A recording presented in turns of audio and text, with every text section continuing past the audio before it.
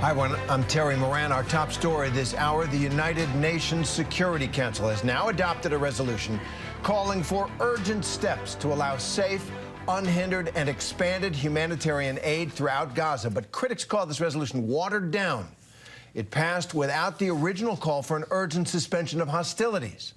The U.S. and Russia both abstained from this vote. Let's bring in ABC News foreign correspondent Britt Clennett in Tel Aviv with more.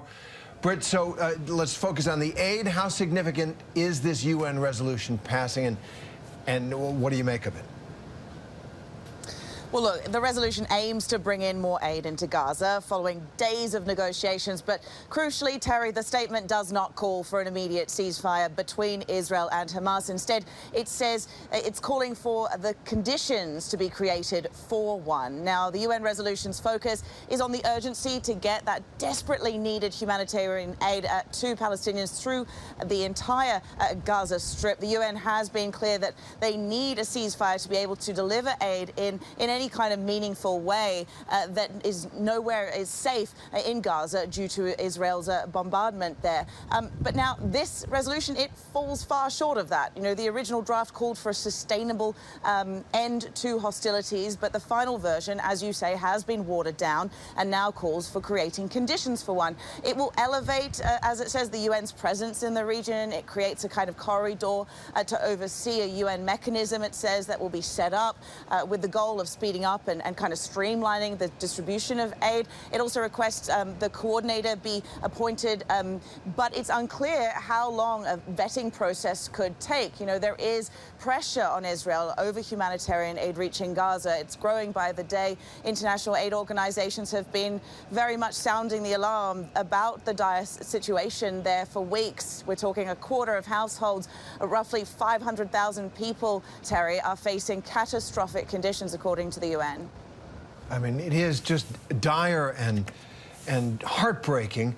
But one thing in the vote struck me: the United States and Russia, the only countries on the Security Council to abstain from this vote. They let it pass. Those two aren't together on many issues. Why did that happen? Yeah, good point, Terry. I suspect they had very different reasons for doing so. But as you say, the US and Russia, both permanent members on the Security Council, both abstained, while all 13 other members voted in favor. Now, the vote had been in limbo after the US voiced widespread concerns with an earlier draft, the US abstaining the final vote alongside Russia. As you say, United States Ambassador to the UN, Linda Thomas-Greenfield, she says that Hamas has no interest in lasting peace in Gaza, calling for the immediate release of hostages. She said Hamas is determined to repeat the horrors of October 7th. So certainly the emphasis was on that there, Terry. And Britt, the sad news that we're learning today that an American hostage has died in Hamas captivity. The first American confirmed dead in this war. What can you tell us about this? Right, so we have had another American Israeli hostage confirmed dead, but Gadi Hagi, he was 73 years old.